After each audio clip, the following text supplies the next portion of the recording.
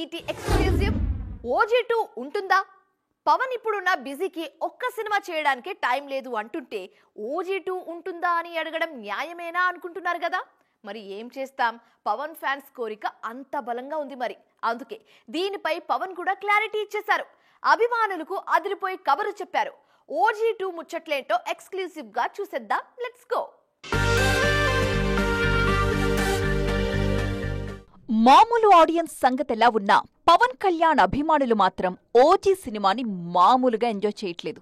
చాలా ఏళ్ల తరువాత power star real style and స్టామినాని స్క్రీన్ మీద చూపించారు సుజిత్. దాంతో ఆ స్వాగ్, యాక్షన్, దానికి తమనిచ్చిన బ్యాక్గ్రౌండ్ స్కోర్, ఇలా వారం రోజులుగా ఫ్యాన్స్ అంతా ఒక ట్రాన్స్ లో ఉన్నారు. మాంగళ్య షాపింగ్ మాల్లో ఏం కొన్నా స్పాట్ గిఫ్ట్ ఇస్తున్నారు, తెలుసు కదా. మంగళ్య షాపింగ్ మాల్లో దసరా స్పాట్ గిఫ్ట్ పక్కా.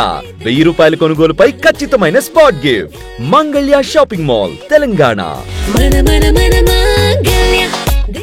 ఓజీ అనే ఫీవర్ ఇప్పుడు ఆగదు. మేము ఇది 10 years ఇది కంటిన్యూ చేస్తాం. నేను సుజిత్ ఇవాళ రేపు మార్నింగ్ వచ్చేస్తుంది బుక్. ఒక టీజర్ కూడా షూట్ చేసాం. మీరు అన్న ఆర్ఆర్ కూడా చేశాడు. ఇది ప్రీక్వెల్ ఆఫ్ ఓజీ. దాని ముందు ఏమైంది, ఎలా వచ్చారనేది ఆ బుక్ లో మీకు అర్థమవుతాయి చాలా మటుకు ఆన్సర్స్. అంటే ఈ వరల్డ్ నేను ఎలా చూస్తున్నాను అనేది నేను అన్ని సినిమాలో చూపించలేను కాబట్టి నాకు బుక్స్ అంటే ఇష్టం, చదవడం ఇష్టం కాబట్టి I want people to read. అంటే అంతా బాగానే ఉంది, కానీ ఓజీ సీక్వెల్ ఉంటుందా లేదా అనే అనుమానాలు అభిమానుల్లో ఉన్నాయి. నిజానికి ఓజీకి సీక్వెల్ మాత్రమే కాదు, ప్రీక్వెల్ కూడా ఉందని చెప్పారు సుజిత్. సుభాష్ చంద్రబోస్ ఆజాద్ హింద్ ఫౌజ్ కి కనెక్ట్ చేస్తూ ప్రీక్వెల్, సాహోకి కనెక్ట్ చేస్తూ సీక్వెల్ కథ రాసుకున్నారు సుజిత్. పవన్ ఇచ్చే డేట్స్ ని బట్టి ప్లాన్ చేస్తానన్నారాయన. ఐడియా బాగుంది, కానీ పవన్ డేట్స్ ఇస్తారా అన్నదే ఇప్పుడు అనుమానం. కానీ OG2 ఉంటుందని తేల్చేశారు పవర్ స్టార్. మెగా కుటుంబం కోసం ఓజీ స్పెషల్ షో వేశారు. అక్కడ మాట్లాడుతూ ఈ యూనివర్స్ కోసం ఆసక్తిగా ఎదురుచూస్తున్నట్లు తెలిపారు పవర్ స్టార్. సుజిత్ వర్క్ తనకు బాగా నచ్చిందన్నారు. అన్నీ కుదిరితే 2026లోనే OG2 మొదలయ్యే అవకాశాన్ని తీసిపారేయలేం.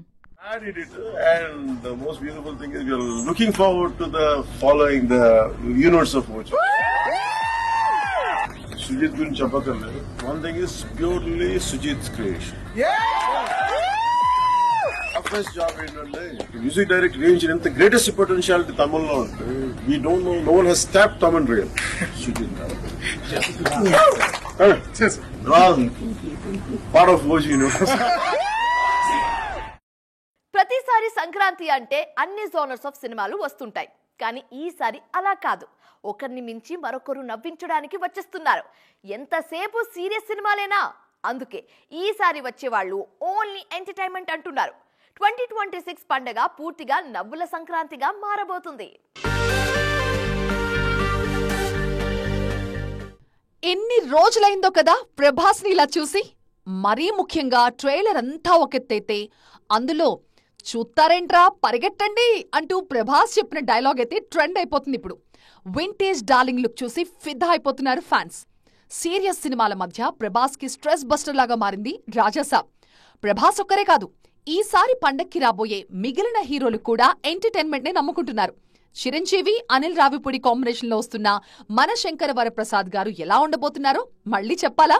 ఇందులో 70% కామెడీ, 30% ఎమోషన్ అని అనిలే క్లారిటీ ఇచ్చేశారు కదా. నవీన్ పోలిశెట్టి నటిస్తోన్న అనగనగా ఒక రాజు సైతం పూర్తిగా ఎంటర్టైనరే. పండగ బొమ్మ అంటూ ప్రమోషన్ కూడా మొదలు పెట్టేశారు మేకర్స్. జాతిరత్నాల తర్వాత నవీన్ హీరోగా నటిస్తున్న సినిమా ఇది. మధ్యలో మిస్ శెట్టి చేసిన అది అనుష్క సినిమా. అలాగే Ravi Teja, Kishore Tirumala cinema family entertainer. మొత్తానికి ఈసారి పండగంతా నవ్వులే నవ్వులు. ఎంతసేపు సెట్స్ పై ఉన్న ప్రశాంత్ నీల్ డ్రాగన్, నెక్స్ట్ చేయబోయే త్రివిక్రమ్ సినిమాల గురించి మాట్లాడుకుంటున్నారు. కానీ ఎన్టీఆర్ దేవరా 2 సినిమా బాకీ ఉన్నారని గుర్తుందా? మిగిలిన సినిమాల ధ్యాసలో పడిపోయి దీనిపై పెద్దగా చర్చ జరగట్లేదు ఈ మధ్య. కానీ ఎవ్వరు ఊహించని స్థాయిలో దేవరా 2 డిజైన్ చేస్తున్నారు కొరటాల. మరి ఆ ముచ్చట్లేంటి? దేవరా 2 సెట్స్ పైకి వచ్చేదెప్పుడు? ట్రాక్ చేద్దాం పదండి. వాటితో నిరాశపరచడంతో ప్రస్తుతం ఎన్టీఆర్ ఫ్యాన్స్ ఆశలన్నీ ప్రశాంత్ నీల్ డ్రాగన్ సినిమాపైనే ఉన్నాయి. మొన్న యాడ్ షూట్ లో గాయమవ్వడంతో రెస్ట్ మోడ్ లో ఉన్నారు తారక్. నవంబర్లో మళ్లీ ప్రశాంత్ నీల్ సెట్స్ లో జాయిన్ కానున్నారు ఈయన. ఈ చిత్ర షూటింగ్ జనవరి నాటికి పూర్తి కానుందని తెలుస్తోంది. జూన్ 26, 2026కి దీన్ని విడుదల చేయాలని చూస్తున్నారు మేకర్స్. మరోవైపు దేవరాటో స్క్రిప్ట్ పూర్తి చేశారు కొరటాల శివ. 2026 సమ్మర్ నుంచి సెట్స్ పైకి తీసుకెళ్లాలని చూస్తున్నారు ఈ దర్శకుడు. అన్ని కుదిరితే 2027 పొంగల్ కానుకగా దేవర 2ను విడుదల చేయాలనేది కొరటాల ప్లాన్. సీక్వెల్లో కొన్ని కొత్త క్యారెక్టర్స్ కూడా పరిచయం చేయాలని చూస్తున్నారు మేకర్స్. గతంలో పుష్ప 2, KGF 2లలో కథకు అనుగుణంగా కొత్త క్యారెక్టర్స్ వచ్చాయి. విడుదలకు సిద్ధంగా ఉన్న కాంతార చాప్టర్ 1లోనూ కొత్త పాత్రలు చాలానే ఉన్నాయి. అలాగే దేవర 2లో ఓ పవర్ఫుల్ పాత్ర కోసం తమిళ హీరో సింబును ఒప్పించే ప్రయత్నాలు జరుగుతున్నాయని తెలుస్తోంది. దేవర 2లో తండ్రి కథ ఎక్కువగా ఉంటుందని తెలుస్తోంది. ఏదైనా కొత్త సినిమా మొదలు పెట్టడానికి విజయదశమి కంటే మంచి ముహూర్తం ఏముంటుంది చెప్పండి. అందుకే మన హీరోలు కూడా క్రేజీ సినిమాలన్నిటినీ దసరాకే షురు చేయబోతున్నారు. అందులో పాన్ ఇండియన్ ప్రాజెక్ట్స్ కూడా ఉన్నాయి. మరి ఈ దసరాకు మొదలు కాబోయే ఈ సినిమాలేంటో తెలుసుకుందామా? పదండి.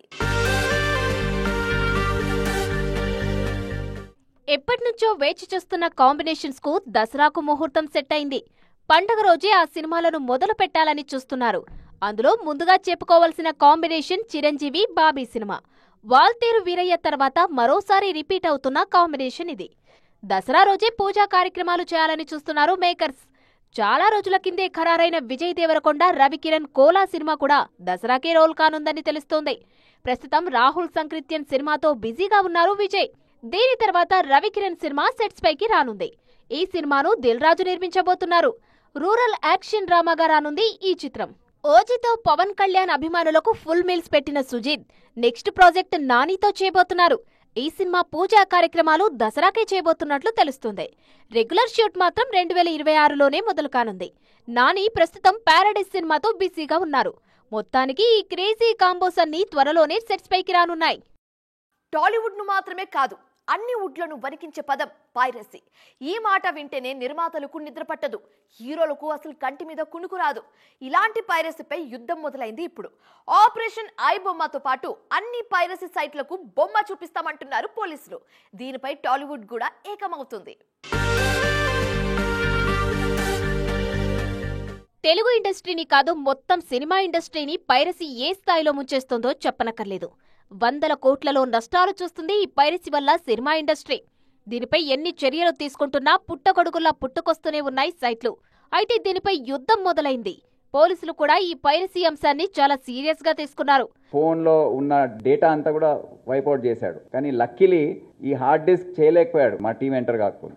దాంట్లో దొరికిన వివరాలు ఇవి. ఫోన్ వివరాలు దొరికితే ఇంకా ఏం జరిగేదో మాకు తెలియదు. ఇండియా మొత్తం డిజిటల్ మీడియా హౌసెస్ సర్వర్స్ ని హ్యాక్ చేసే సత్తా అతనికి ఉంది. $800 పర్ మూవీ బిట్ కాయిన్ లో అతనికి పేమెంట్ జరిగేది. ఇప్పటి వరకు 120 HD మూవీస్ ని అతను డైరెక్ట్ గా సర్వర్స్ నుండి హ్యాక్ చేసి ఒక $1 lakh వరకు సంపాదించారు. మూవీ రూల్స్, ఐబొమ్మ ఇలా పైరసీకి సంబంధించి ప్రధానంగా వినిపించే వెబ్సైట్స్ నిర్వహించే ఓ ముఠాను హైదరాబాద్ సిటీ సైబర్ క్రైమ్ పోలీసులు అరెస్టు చేశారు. కేసుకు సంబంధించిన వివరాలను గతంలోనే టాలీవుడ్ సినీ పెద్దలకు పోలీసులు వివరించారు. తాజాగా దిల్ రాజు సైతం ఈ సమావేశంలో పాల్గొన్నారు. సో నాట్ ఓన్లీ ఇండస్ట్రీ, ఇటు గవర్నమెంట్ కానీ అటు ఇల్లీగల్ దానికి ఇది పైరసీ అనేది చాలా డ్యామేజ్ చేస్తుంది. బట్ టెక్నాలజీ వస్తూ ఉంది, దాన్ని ఎలా మేము రీచ్ అవ్వాలనేది కూడా ఇప్పుడు ఏ ద్వారా ఏమైనా చేయగలుగుతామా. ఒక సైడ్ వర్క్ జరుగుతూనే ఉంది, బట్ మనం 10 ఆలోచిస్తే వాడు 100 ఆలోచిస్తున్నాడు. వాళ్ళు చాలా అడ్వాన్స్ ఉన్నారు. ఎందుకు ఆయన బ్రెయిన్ దానిపైనే ఉంటుంది. బట్ ఎవరు కూడా ఫిలిం ఇండస్ట్రీ నుంచి బెట్టింగ్ యాడ్స్కి ఇంకా యాడ్స్ ఎవరు చేయరు. గతంలో జరిగిన సమావేశంలో చిరంజీవి, నాగార్జున, వెంకటేష్, నాని, రామ్, నాగ చైతన్య సహా చాలా మంది ప్రముఖులు హాజరయ్యారు. ఒక పవర్ పాయింట్ ప్రెజెంటేషన్ తో విడుదలకు ముందే HD ప్రింట్లు ఎలా బయటకు వస్తున్నాయో దర్శక నిర్మాతలు హీరోలకు వివరించారు పోలీసులు. మరి ఈ చొరవతో పైరసీ కంట్రోల్ అవుతుందా లేదా చూడాలిక.